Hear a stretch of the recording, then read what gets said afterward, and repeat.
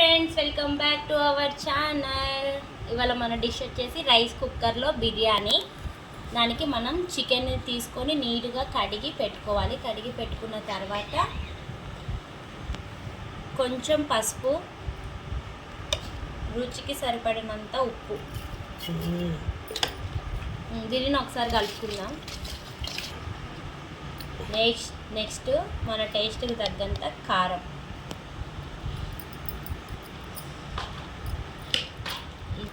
Next కొంచెం గరం మసాలా, కొంచెం ధనియాల పొడి, బిర్యానీ మసాలాలు ఇలాచీ, లవంగ, దాల్చిన చెక్క, సాజీరా, సోంపు కొంచెం. ఈ సోంపు వల్ల స్టార్ పువ్వు, నాస పువ్వు, స్టార్ పువ్వు, ఇక బిర్యానీ మసాలాలను వేసుకోవాలి. ఈ సోంపు వల్ల మనకి నాన్ వెజ్ నీసు వాసన అనేది రాకుండా ఉంటుంది, డైజెషన్ చాలా బాగుంటుంది. వీటిని కూడా వేసుకోవాలి. ఇప్పుడు వీటన్నిటిని ఒకసారి మిక్స్ చేసుకుందాం. అల్లం పేస్టు, ఒక 4 పచ్చిమిర్చి, ఒక హాఫ్ చెక్క లెమన్, నెక్స్ట్ కొంచెం పెరుగు, కొంచెం ఆయిల్.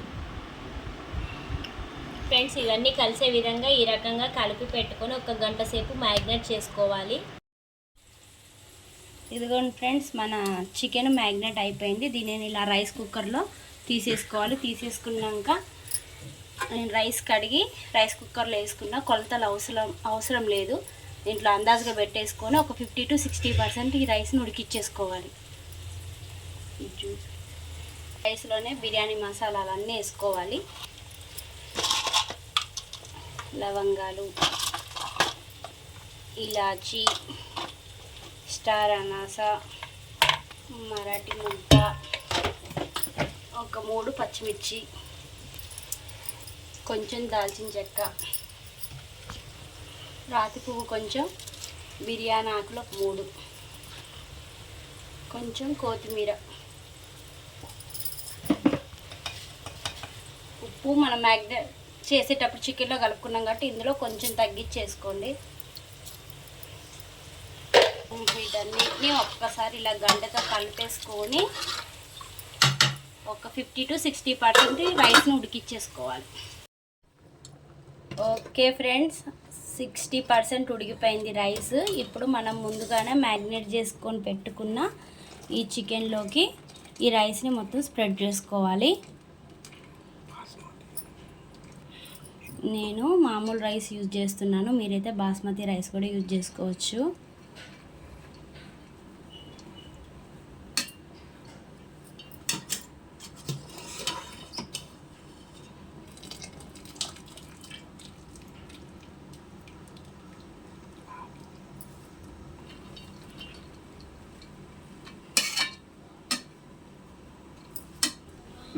ఇప్పుడు దీంట్లోకి కొంచెం కొత్తిమీర,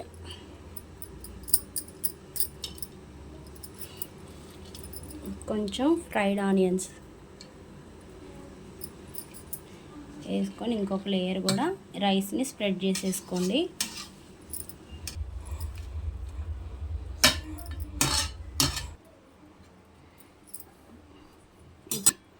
కొంచెం కొత్తిమీరని,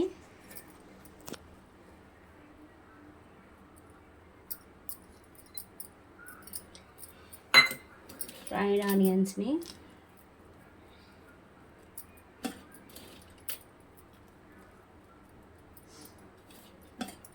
ఇలా వేసుకుంటే ఫ్రైడ్ ఆనియన్స్ చాలా బాగుంటాయి. టేస్ట్కి చాలా బాగుంటాయి. ఇలా గార్నిష్ చేసుకొని కొత్తిమీరని, దీనిని ఒక 2 టేబుల్ స్పూన్స్ నెయ్యి కూడా ఇలా పైనుంచి మంచిగా వేసుకోండి. టేస్ట్ చాలా అంటే చాలా బాగుంటుంది.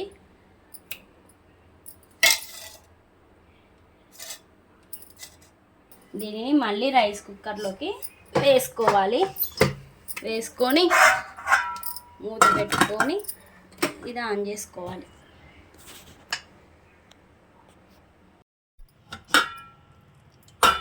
ఇదిగో ఫ్రెండ్స్, మన బిర్యానీ రెడీ అయిపోయింది. చూడండి ఎంత కలర్ఫుల్గా ఉందో.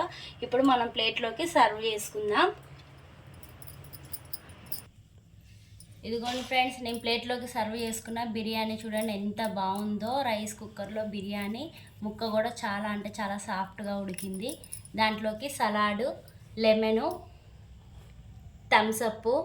Friends bye. ఓకే ఫ్రెండ్స్, మీరు కూడా రైస్ కుక్కర్ బిర్యానీ ట్రై చేయండి, ఎలా ఉందో చెప్పండి. నా ఛానల్ని లైక్ చేయండి, షేర్ చేయండి, సబ్స్క్రైబ్ చేయండి. Bye friends.